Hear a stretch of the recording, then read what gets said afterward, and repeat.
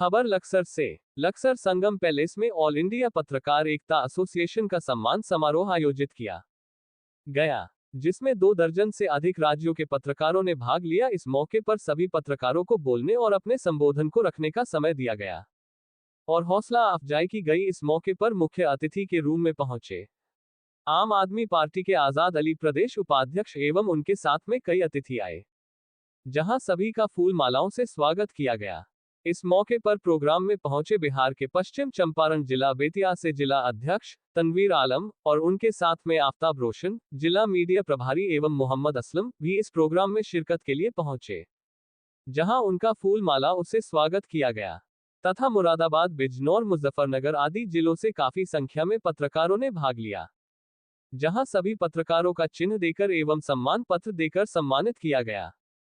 इस मौके पर मुख्य अतिथि आजाद अली ने पत्रकारों को संबोधित करते हुए कहा कि पत्रकारों की आवाज उठाने का काम किया जाएगा और हम मांग करेंगे कि पत्रकारों को चिकित्सा एवं शिक्षा तथा पेंशन और दुर्घटना के समय उसके परिवार और बच्चों को कम से कम 50,000 रुपए का मुआवजा मिलना चाहिए तथा इसको लेकर प्रस्ताव भी पास किया गया, जिस पर सभी पत्रकारों ने सहमति दिखाते हुए कहा कि जल्द से जल्द ये सरकार के टेबल पर रखे जाएं और पत्रकारों को सुविधा सरकार द्वारा दी जाए। इस मौके पर यह भी कहा, कोरोना काल में जहां पर शासन ने अपनी ड्यूटी को निभाया, वही पत्रकारों ने भी अपनी जान पर खेलते हुए खबर दिखाने का काम किया, लेकिन सरकार की ओर से पत्रकार का कोई सम्मान नहीं किया गया, जिसको लेकर दुख प्रकट किया गया और सरकार से मांग की गई है कि पत्रकारों के लिए बस किराया एवं रेल में सुविधा, रेल टिकट और हवाई जहाज में सुविधा और टिकट तथा स्वास्थ्य, शिक्षा आदि उनके बच्चों को मिलनी चाहिए, ताकि जनता की आवाज को सरकार तक पहुंचाने वाला पत्रकार, ताकि उसकी हौसला अफजाई की जा सके। इस मौके पर राष्ट्रीय अध्यक्ष दिलशाद अली ने सभी पत्रकार भाइयों का आश्वासन दिया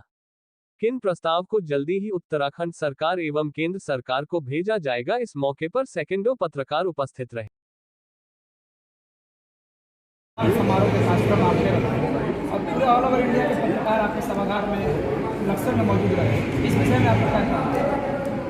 सभी साथियों का जो ऑल इंडिया पत्रकार एकता एसोसिएशन का पत्रकार सम्मान समारोह रखा गया था, इसमें काफ़ी संख्या में अलग अलग राज्यों के पत्रकारों ने भाग लिया और इनका मैं तहे दिल से धन्यवाद करता हूँ। और जो हमारे यहाँ प्रस्ताव पास हुए हैं, उन प्रस्ताव को भी हम बहुत जल्द ही माननीय मुख्यमंत्री उत्तराखंड सरकार को और केंद्र सरकार को भेजा जाएगा, ताकि पत्रकारों के जो मांगे हैं ये केंद्र सरकार द्वारा पूरी कराई जा सके और राज्य सरकार पत्रकारों को उसका लाभ दे सके। इसके लिए हफ्ते भर के अंदर अंदर ही हम उत्तराखंड सरकार से ये दस्तावेज दे करके पेश करेंगे, ताकि जल्दी से जल्दी इस प्रस्ताव में मोहर लग सके और हमारे पत्रकार भाइयों को पेंशन और डॉक्टरी सुविधा और इसके अलावा बच्चों की तालीम के लिए हमारे बच्चों को जो है शिक्षा के लिए सरकार द्वारा फायदा दिया जा सकता। आगे आपकी क्या विशेषताएं होंगी सम का, कुछ बताना चाहेंगे आप? हम बताना, सबसे पहली बात तो ये है कि हम अपने पत्रकार भाइयों से निवेदन करते हैं कि जो हमारा सूचना का लेटर होता है जो संस्थान द्वारा दिया जाता है, पहले सभी साथी को लेटर हमारे पास जमा करें, ताकि हम इन प्रस्ताव पर लगा करके केंद्र और राज्य सरकार को अपनी मांगों को भेज सकें। आपको क्या लगता है कि ऐसी सरकार में आपकी मांग पूरी होगी? अरे हमारी मांग तो पहले भी पूरी हुई है। जब से 2 साल पहले हम लोगों ने मांग की थी, उत्तराखंड सरकार ने हमें समय दिया था और वो मान्यता हमारी पूरी हो गई थी हमारी मांगे। हम तो फिर भी उम्मीद करते हैं कि सरकार चाहे किसी भी पार्टी की हो, सरकार सरकार है, हम सबसे मिलते हैं और सभी सरकारें काम करती हैं। रही बात ये कि मान लो अगर हमारी 11 शर्तें हैं, तो 11 शर्तें अगर पूरी नहीं होती तो 4 या 5 तो हमारी पूरी हो ही जाती है। कहीं ना कहीं हमारे पत्रकारों को लाभ तो मिल ही जाता है, इतना ही लाभ काफ़ी है। आगे आपकी क्या रणनीति होगी? आगे की रणनीति बस यही है कि पत्रकार महोदय प्लेटफार्म पर आकर के काम करते रहें और मिलजुल के चलते रहें। बड़े से बड़े चट्टान को भी हम ख़त्म कर सकते हैं और आने वाली दिक्कतों को दूर कर सकते हैं। अगर आप पिछड़े रहोगे ऐसे ही, तभी पिछड़े रहोगे ऐसे ही और एक मंच पर नहीं आओगे तो आपकी ज़िंदगी दुखों में गुजरेगी। इसलिए मैं आप लोगों से निवेदन करता हूँ कि ऑल इंडिया पत्रकार एकता मात्र एक ऐसा संगठन है जो पूरे भारत के अंदर जो है सबसे पहले नंबर पर काम कर रहा है। वैसे पत्रकारों के सैकड़ों संगठन है, मगर आज तक ऑल इंडिया पत्रकार एकता के सामने एक की भी दम नहीं है। आज 12 संगठनों का जो हमें समर्थन था, आप देख लो 12 के 12 समर्थन वाले सारे को लिए बैठ गए। उन्हें पता था कि कोई डिसीजन ऐसा ना हो जाए, हमारी शान को गुस्ताखी हो जाए। आज इसका नंबर बढ़ जाएगा तो हमारा नंबर घट जाएगा, हो सके इस वजह से आए हो। सर एक सवाल है, जो ऑल इंडिया पत्रकार एसोसिएशन है, जो यूनियन है, क्या रजिस्टर्ड है? सरकार द्वारा रजिस्टर्ड है, राज्य से भी और केंद्र से भी। आप अगर अनपढ़ है तो आप पढ़े लिखे हो तो देख लीजिए, नंबर पड़ा हुआ है, सोचने की जरूरत ही नहीं है आप लोगों को। एक फोटोग्राफी कर लिया जाए हम लोग बच्चों सबके साथ में। आइए आप लोग। की सत्यता की अगर हम बात करते हैं तो आज जो यूट्यूबर हैं असल वही रह गए हैं।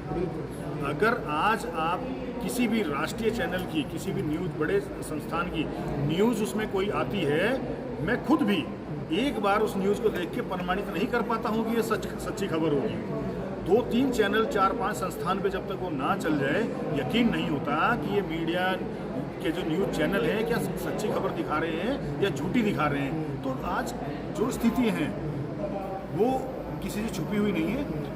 सच्चाई ये है कि यूट्यूबर आज की डेट में सच्ची खबर दिखा रहे हैं, और जो बड़े संस्थान हैं उनकी खबरों पे देश और दुनिया को यकीन ही नहीं रहा। तो यूट्यूबर आगे बढ़ रहे हैं, उसके पीछे भी षड्यंत्र चल रहा है, क्योंकि वो हक आवाज़ उठाते हैं, सच आवाज़ उठाते हैं।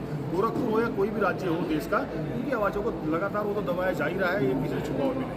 आपकी पार्टी के मुख्यमंत्री को जेल के अंदर डाल दिया गया, तो अब बाकी चीज़ें क्या बचती हैं, या हम लोग जो है मतलब पत्रकार लोग सुरक्षित हैं इस सरकार में? देखिए, ये आम आदमी पार्टी के मुख्यमंत्री के को जेल में डालने का खाली विषय नहीं है जी। ये बहुत बड़ा देश पे हमला हुआ है। 75 सालों से हमारा देश आज़ाद हो रखा है, लेकिन आज तक का इतिहास रहा है कि मौजूदा मुख्यमंत्री को जेल में नहीं डाला गया, और कोई जांच अगर थी भी, मुख्यमंत्री कहीं दोषी हैं भी इनकी नज़र में, या मुख्यमंत्री ने कोई जो ये कह रहे हैं थोड़ी देर के लिए उसको हम ये भी कहते हैं कि चल भाई मान लेते हैं आपकी बात, भाई वो चुने हुए मुख्यमंत्री हैं। आपने एक चुने हुए मुख्यमंत्री को चुनाव के बीच में जेल में डाला है, तो ये तो पूरा देश समझ चुका है, पूरा देश इस चीज़ को मान चुका है कि ये सिर्फ और सिर्फ चुनाव को प्रभावित करने के लिए हार के डर से घबराए हुए हैं, उस डर से इन्होंने उनको जेल में डाला है।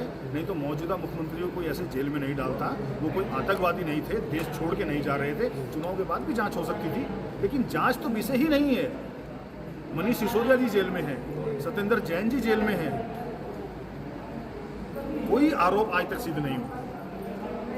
मौजूदा इलेक्शन राज्यसभा सांसद संजय जी जमानत पर छूट के आ गए हैं, कोई आरोप सिद्ध नहीं हुआ।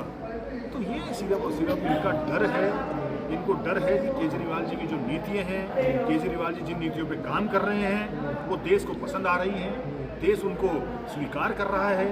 तो ये नहीं चाहते इस देश में कोई देश के लिए कुछ करे, ये सिर्फ चाहते हैं कि जो बड़े अरबपति पूंजीपति बड़े घराने हैं, 2-3 जो बड़े इन्होंने अपने साथ समकक्ष लोग जोड़े हैं, सिर्फ और सिर्फ उनका भला चाहते हैं। और लेकिन अब देश इसको बहुत अच्छे से समझ चुका है। मैं आपके माध्यम से केंद्र की सरकार को, इन तानाशाही करने वालों को और देशवासियों को तो अपील करना चाहता हूँ, मौजूदा सरकार जिस पैटर्न पे चल रही है, एक सीधी सी कहावत है, जो बोओगे वो काटोगे।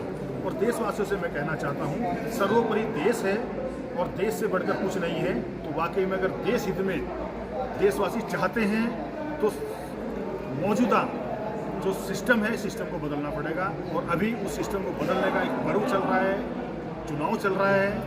तो जो देशवासी देश हित में, देश प्रेमी हैं, देश हित में कुछ करना चाहते हैं, तो निश्चित वो इस बार वो कार्य करने वाले हैं कि जेल का जवाब वोट से। सर, एक आखिरी सवाल है, सीबीआई जांच और ईडी की जांच से आप ही के पार्टी के मंत्री और जितने भी कार्यकर्ता बौखलाए हुए हैं, और कहीं ना कहीं भाजपा का दामन भी थामा है, क्या कहेंगे? देखिए, हाथ कंगन को आरसी किया और पढ़े लिखे को फारसी किया, सीधी सी बात है भाई साहब। आज मीडिया को मोदी मीडिया ने कह के गोदी मीडिया कहा जा रहा है। अब क्या कारण हो सकता है? तो संविधान दो ही कारण होते हैं, एक व्यक्तिगत लाभ और एक डर।